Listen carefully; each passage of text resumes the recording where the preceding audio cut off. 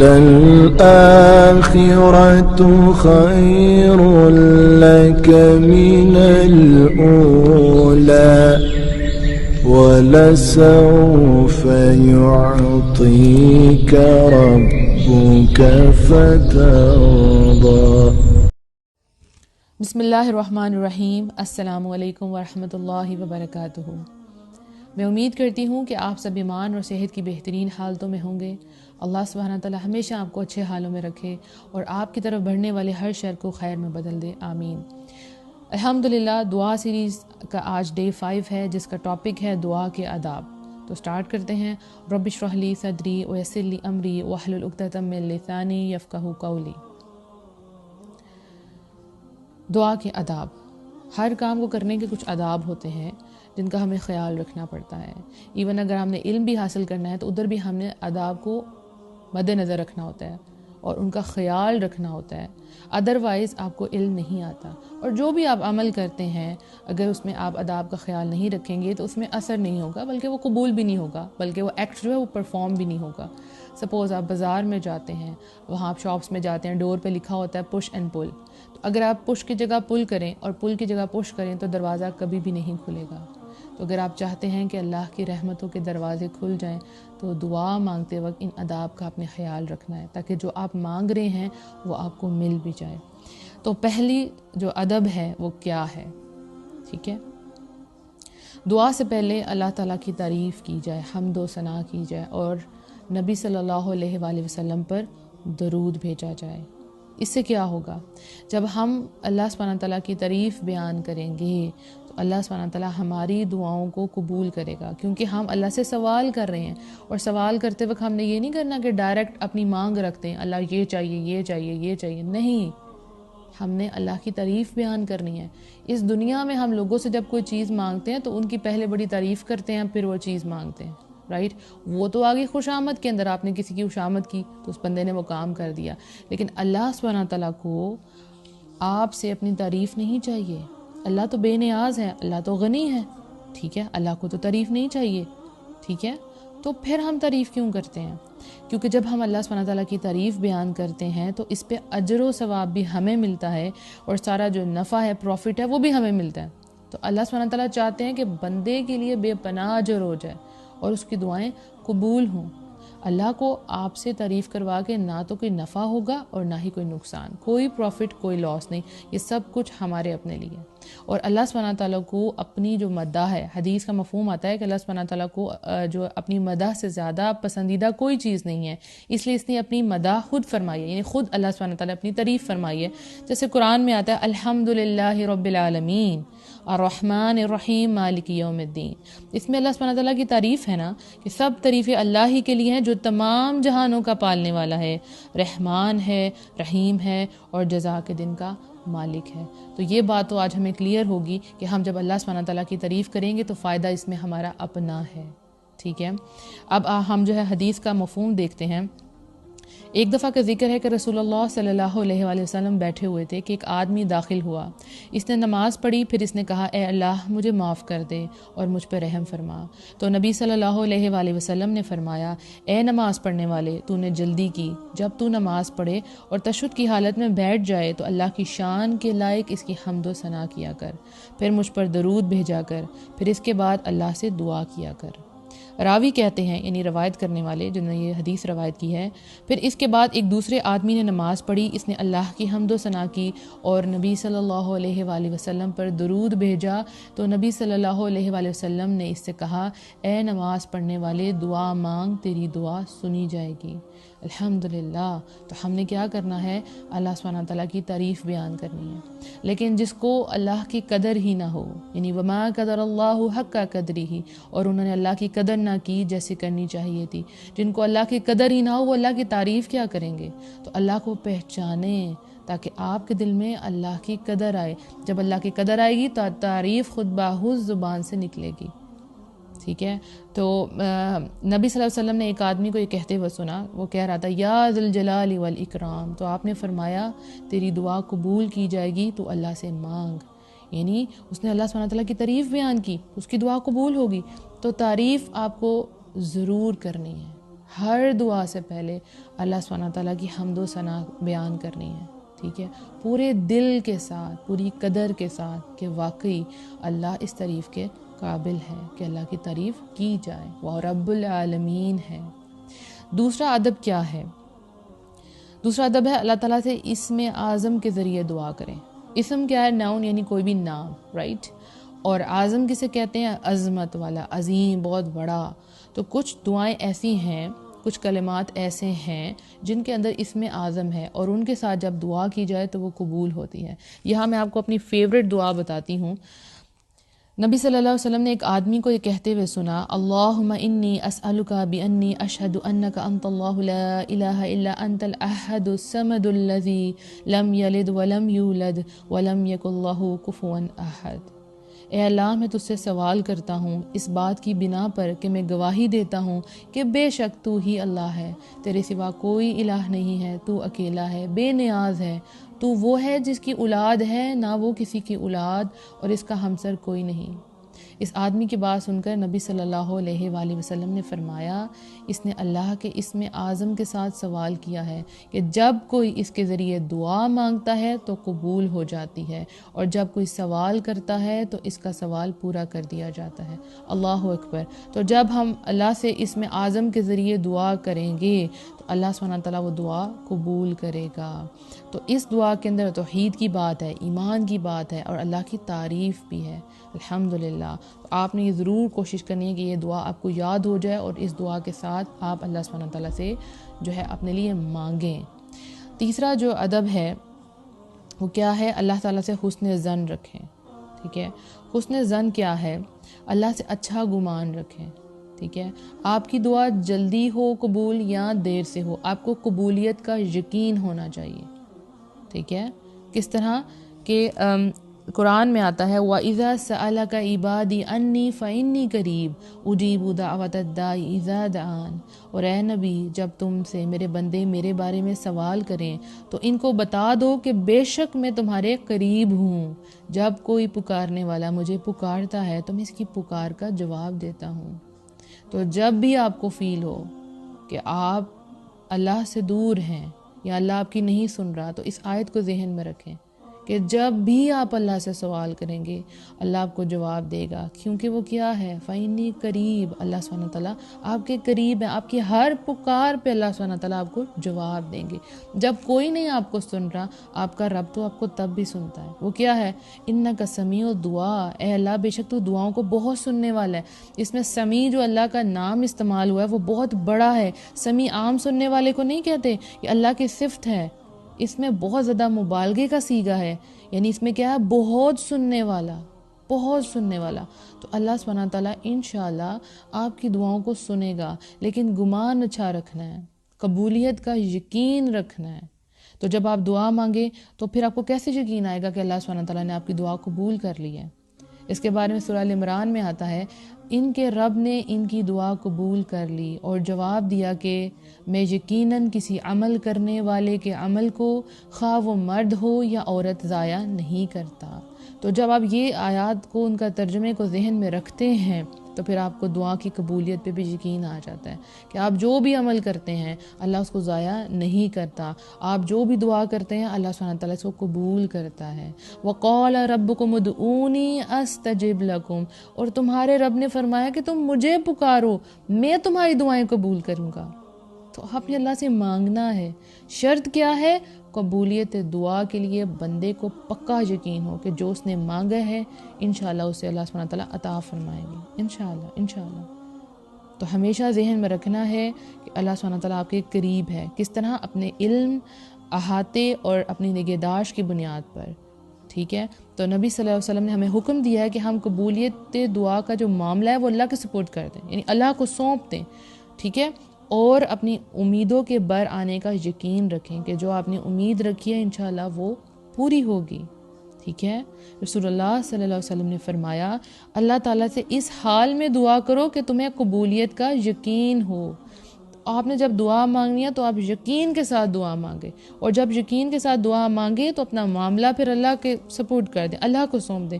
ہمیں اللہ کی رحمت بہت وسیع ہے، اس پہ یقین ہونا چاہیے۔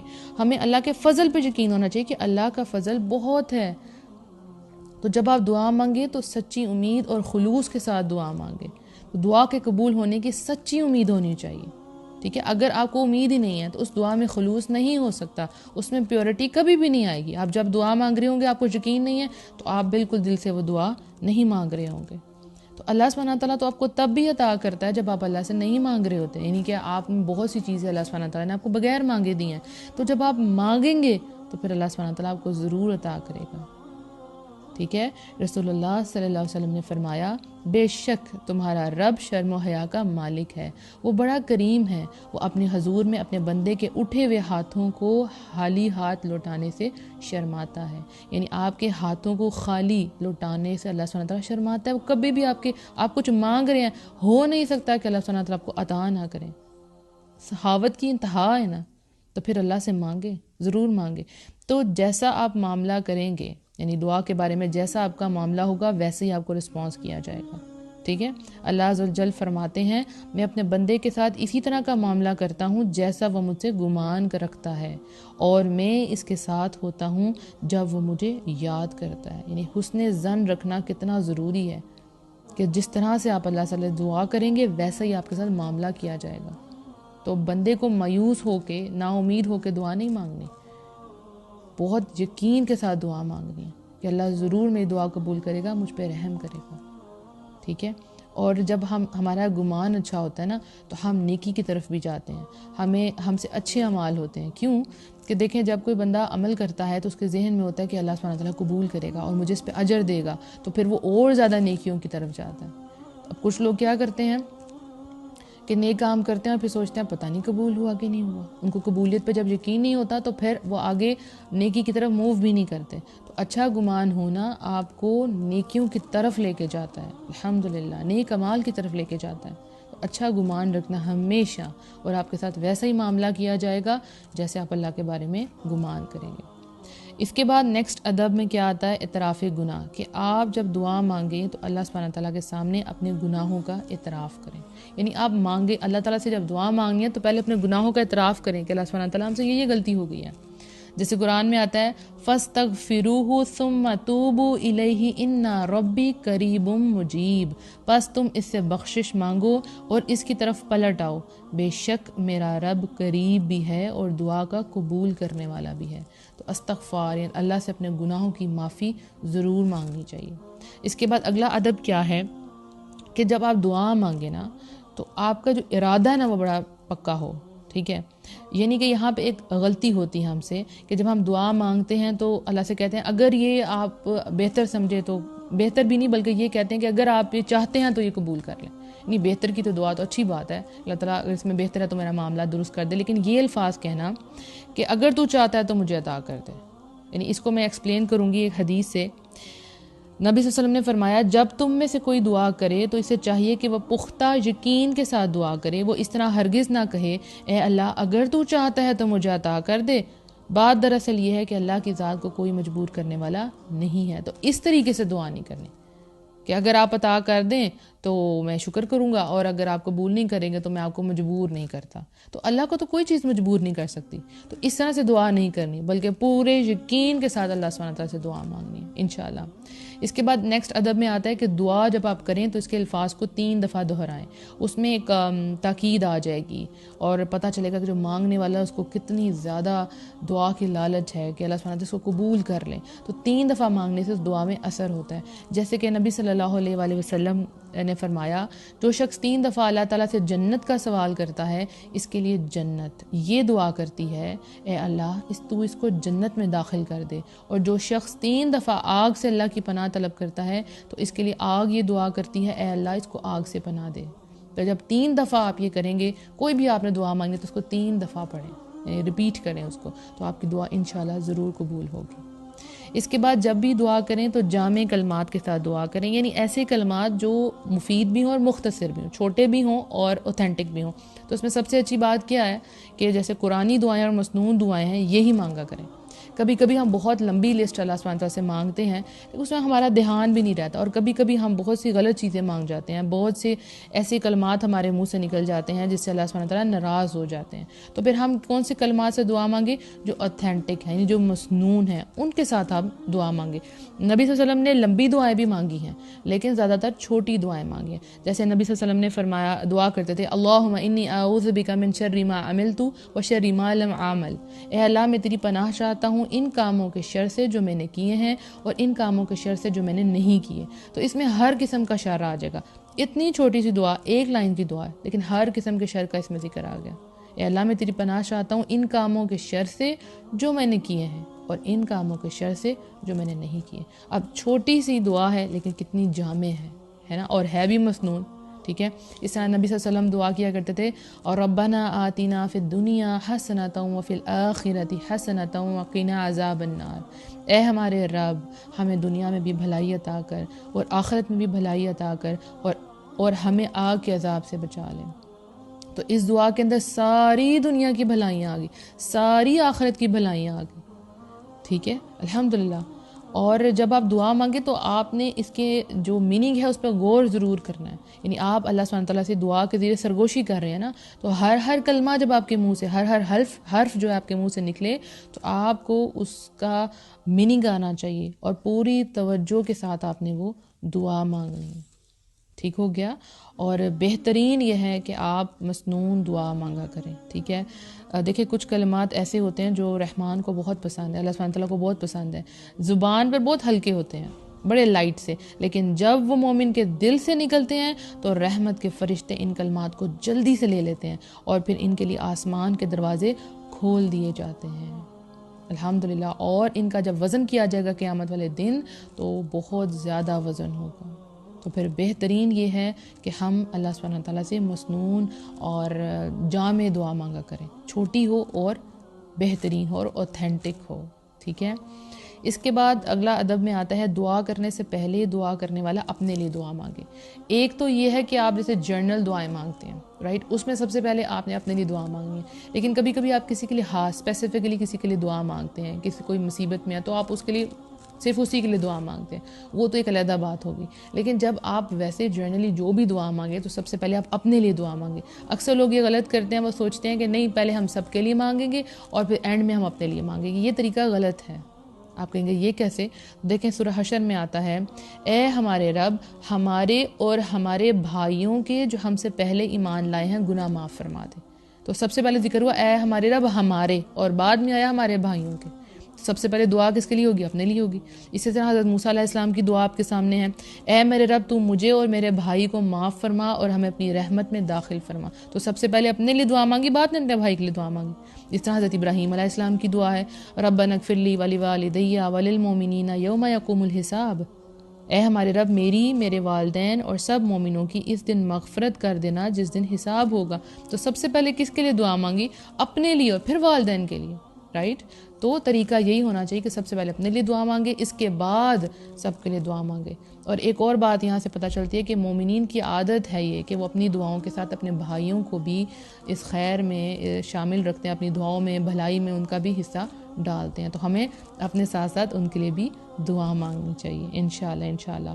اور اس کے علاوہ امپورٹنٹ جو ادب ہے وہ کیا ہے کہ دعائیں جو ہے مستحب اوقات میں مانگا کریں، یعنی وہ اوقات جن میں دعائیں قبول ہوتی ہیں اس میں دعائیں ضرور مانگا کریں۔